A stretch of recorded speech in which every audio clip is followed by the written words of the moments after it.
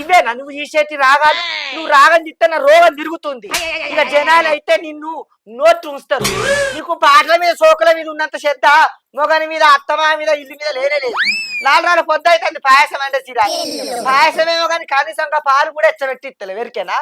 అత్తమ్మ నేను పొద్దుగానే పాయసం చేసిన వేడి వేడి పోసుకొద్దాం అనుకున్నా. పాయసం చేసినవా?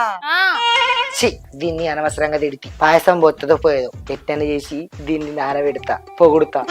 అయ్యో సిరి ఇవరిదాకా ఏదో ఏదో ఆలోచించుకుంటా చక్కగా వినలేదని పాట మంచిగా వాడింది. మళ్ళీ ఒకసారి వాడవాయే. మన మామిడి చెట్టు మీద ఉన్న కోయిల లెక్క వచ్చింది నీ గొంతు. అవునా అత్తమ్మ? ఆడకట్టులు అయితే నాది ఫస్ట్ ప్రైజ్ అంటవా? ఇగో ఎవ్వరిని పెట్టినా వాళ్ళందరూ ఓడిపోతారు నీ కింద.